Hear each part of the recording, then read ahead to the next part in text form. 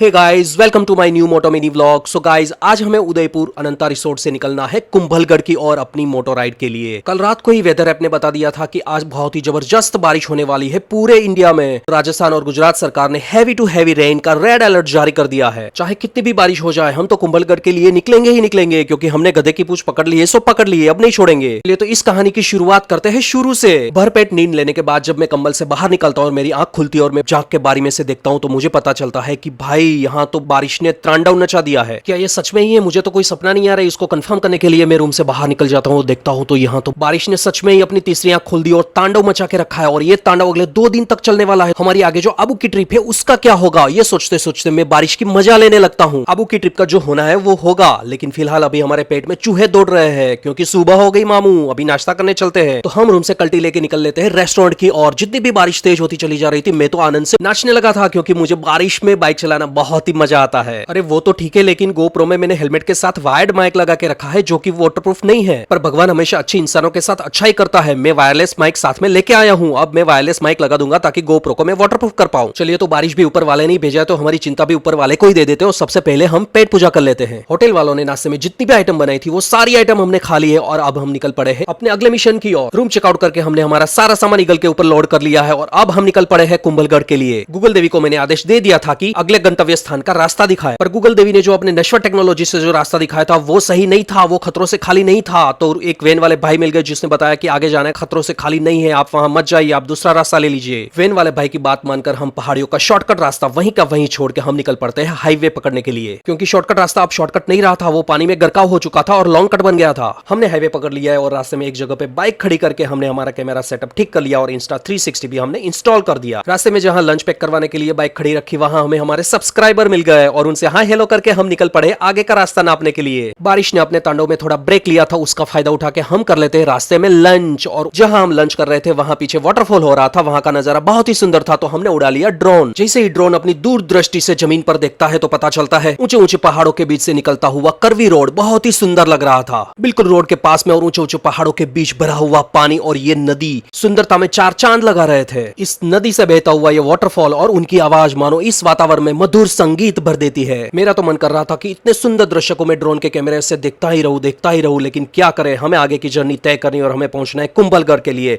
तो मैंने ड्रोन नीचे उतारना शुरू कर दिया और हम निकल पड़े कुंभलगढ़ के रास्ते पर। जब तक हम अपने गंतव्य स्थान पर पहुंचते हैं तब तक आप लोग क्या करोगे? आप एक बहुत बढ़िया काम कर सकते हो, इस वीडियो को लाइक, शेयर और चैनल को सब्सक्राइब कर दीजिए। और मेरी main channel deep dive with Montu के ऊपर ये वीडियो की सारी सीरीज फुल सीरीज डिटेल में अपलोड हो चुकी है, तो जाके उसको चेकआउट कर लीजिए।